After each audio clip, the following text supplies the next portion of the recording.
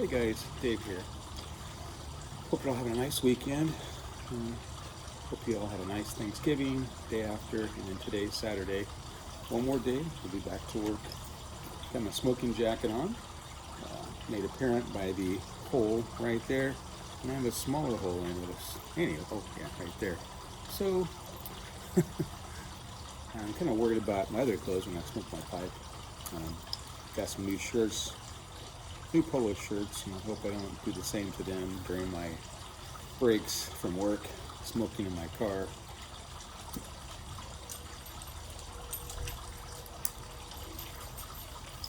I guess the easy solution would be to wear my jacket, this jacket, when I do that. So maybe that would be what I do. Anyway, I'm gonna jump on tonight and ask you guys a favor. And I have a little granddaughter. Her name is River, and she's been sick for about a week now, a little over a week, with high fevers. Um, she had a double ear infection, and no matter what antibiotic they're giving her, it's not um, it's not basically causing the ear infection to go away. She still has a fever. In fact, as I speak, as I record this, she's at ER with her mom to try to figure out what to do. She's been throwing up. She hasn't been able to keep anything down for days now. And so we had a chance to see her for a minute last night. And she was just pitiful looking. She's 4 years old. Her name's River again. And my son Christian, his daughter Anna, it's their oldest daughter. They have a little baby, girl Sage. She's just a couple years old. But River 4, our first grandbaby, first granddaughter. If you guys could say a prayer for her, I'd really appreciate it. Those fevers and throwing up, can't keep anything down. That's why she's at the ER, so they can figure out what to do with her. They're afraid she's going to become dehydrated. So anyway, if you guys could just remember her in your prayers, that'd be great. I'd appreciate it.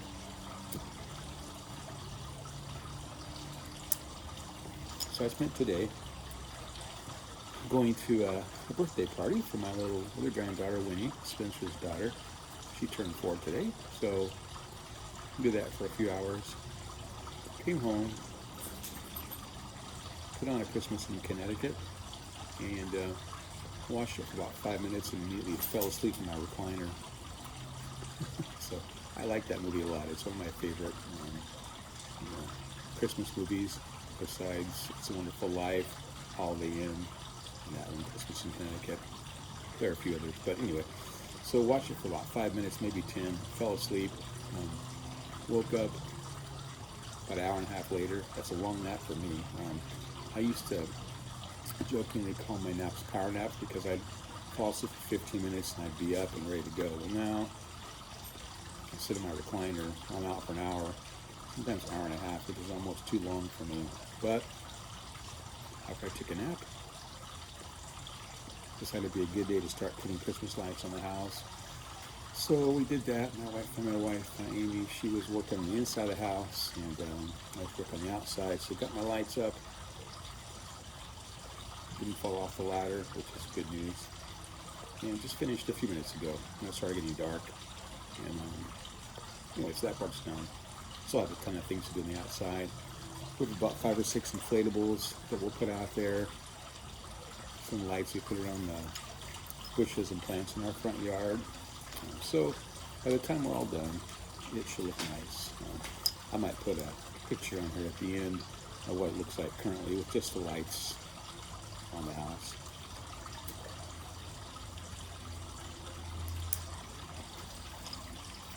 Also went to Costco. Had to go to Costco and pick up some pizzas for Wayne's birthday party. So I used to really enjoy getting fruitcakes.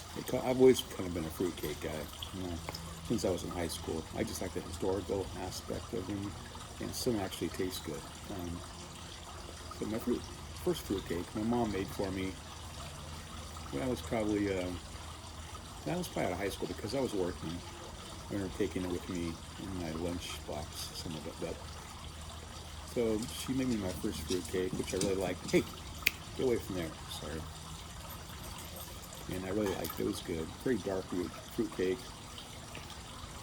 And then they're expensive to make though. So I remember when we were first married, I never really made it because I'd get a list together, go to the store, and by the time I got all the ingredients, you're talking like $20 just for the ingredients for fruitcake, and we could never really afford to spend that on a fruitcake back then. So as I got a little older,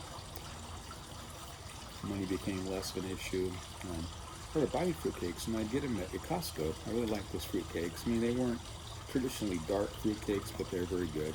Like candy, basically, nuts and fruit, and just a little bit of batter. So I bought those for a few years, and then, much to my chagrin, a few years ago, they stopped making them. So, when we were first married, I had made a couple of fruitcakes throughout the years. I could never find the great recipe that I was looking for, but I enjoyed every year researching fruitcakes and trying to figure out which was the most authentic and all that. And I made several, some better than others. So anyway, but since Costco stopped making their fruitcakes, I decided to make one this year. So I found a recipe that was my grandma. This recipe my grandma used to use, and this would have probably been most likely in the 50s. And it's just called the best holiday gift fruitcake or something. Best gift fruitcake. Anyway, so it had citron, which I don't like citron, so I substituted some cherries and pineapple for that. But anyway, got the ingredients to make it, so I'll be making that sometime shortly, the next couple of days.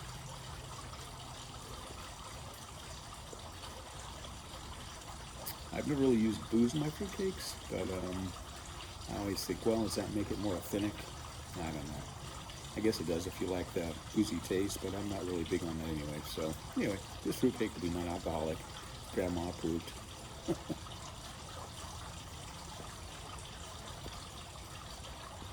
What else have been going on? That's about it. Just watching a few videos here and there. Haven't had time to catch up yet with all of them, but enjoying the ones that I'm watching and commenting on.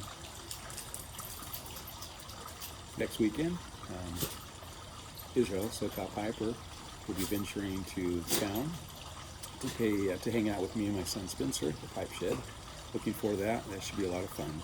So, wish we had some more interesting places around here. I wish we had a neat tobacco shop that I could take Israel to and show him around, but those are kind of boring, the ones we have. Anyway, we'll figure out something to do, but I'm excited to do that. So that'll be next Saturday.